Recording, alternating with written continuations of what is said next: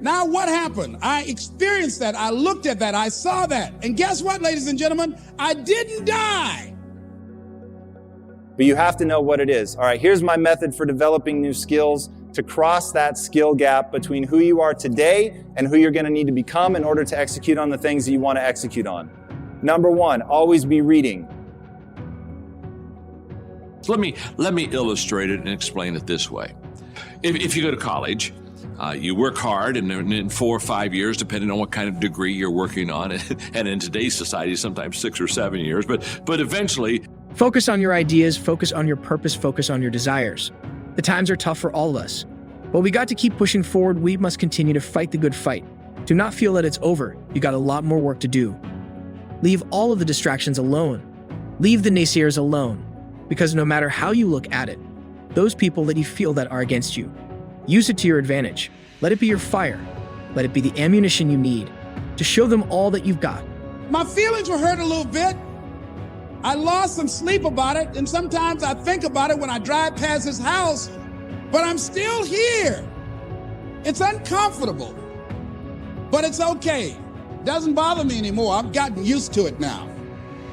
So what is the worst thing that can happen? I want you to visualize that, experience that, feel the nervousness and the discomfort. And the more you run it in your mind, the less power that it will have.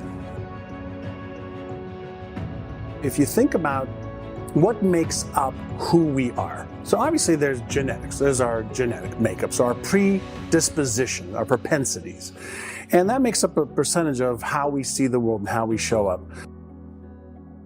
I believe the greatest gift that any great thinker can offer the world is to take the time to write down all of their insights. They say a fool never learns, a smart man learns from his mistakes, and a wise man learns from the mistakes of others. Now, I don't know about you guys, but for me, I have spent a lot of time being a fool. I've spent a reasonable amount of time being smart, but oh man, it is precious few times when I've truly been able to be wise and learn from someone else. But virtually every time I was able to get some wisdom, it was at the hands of an author.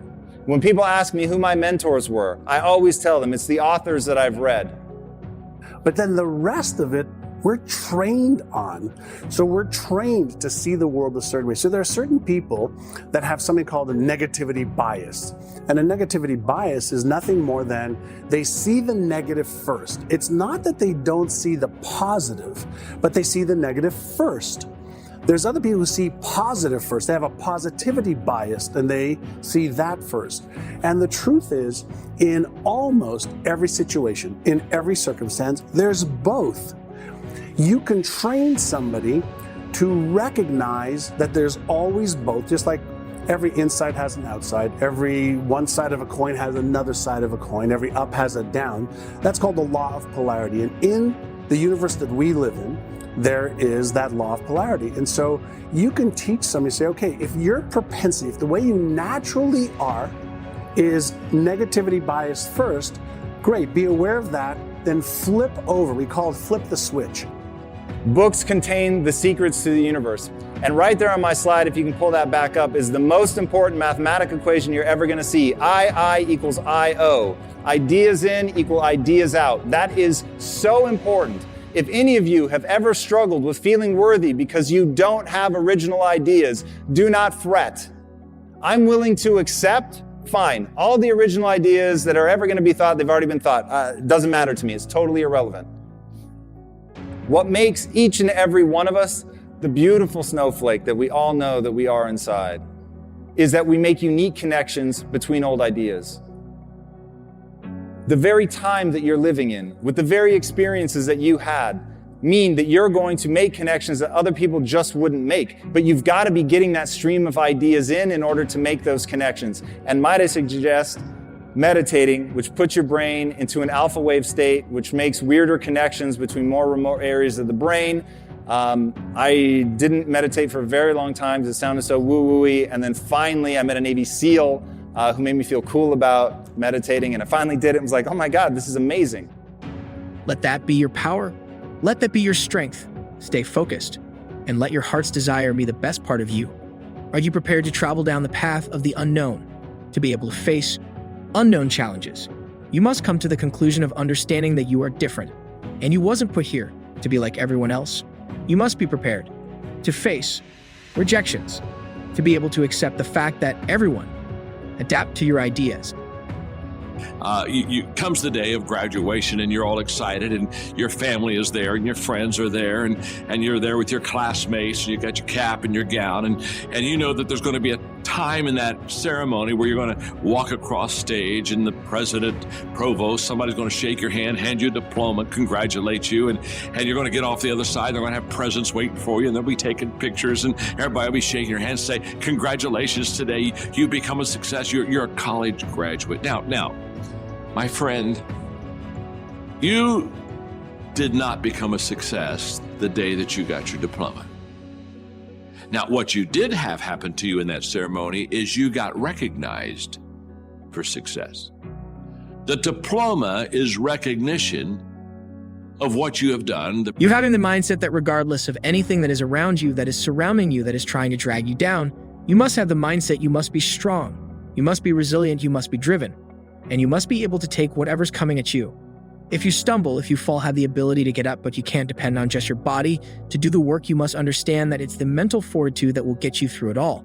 So many people don't have this fortitude, they don't have this attitude, they have no faith in themselves if you as the individual can take the first step. You see, you were a success in your freshman year when you decided to not drop out of school like some of your other classmates and decided to stick to it. And you were a success every time you studied for a test. And you were a success every time you did a project or did a writing assignment. You see, you're a success all through school. You're a success every day. Success is a daily thing, not a destination thing. The day you got the diploma, you just got recognized for the success that you already were.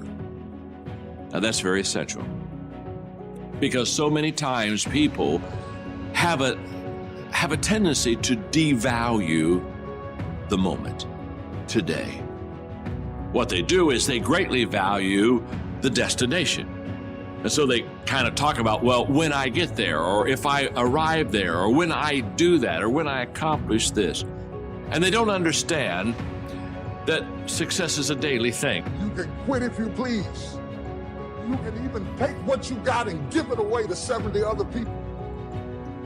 But you got what it takes. Because whatever you gave them came from you. You have what it takes. What are you going to do with the time you have left? Right now, you're at the worst place in your life that you've ever been. I believe that this is your beginning, but this doesn't have to be your end. That just because you are currently here, this is your present circumstances, that life don't have to end for you right now. What is it that will give you the drive? What is it that will ignite the courage in you to get up and come back again and again and again? Your why. Perhaps many more will follow. Now you don't have to wait for someone to take the steps for you. You must be willing to do it. There are many people right now that are waiting for someone to direct a path, but you are responsible for your own destiny, for your own mistakes. For this is a reality, and as long as you are living in this world, you must continue to go forward. There is no time to be wasting and waiting for something great to happen because your greatness is already there. It has always been planted within you. Now watch it grow. Water that seed right now and watch it grow. And as it grows, you should grow in many opportunities in your life. Your why is gonna push you when you can't push yourself. When you wanna quit and give up, your why is gonna give you that edge you need, that advantage you need, that lift that you need to get to the next level. Your why. Yes, we tired. Yes, we're hungry. Yes, the mind is saying give up. Yes, it's saying quit. But we cannot quit because we realize we have not reached the goal yet. This is not what I said I was gonna do. This is what I talked about. This is not the goal. This is not what I dreamed about. This is not what it looks like. I will try 100 times to get up, and if I fail 100 times, if I fail and I give up, do you think that I'm ever going to get up? No. So I need you to believe. If I fail, I try again and again and again. For as long as I try, there's always that chance of getting up. You can decide that you're going to stand up to life.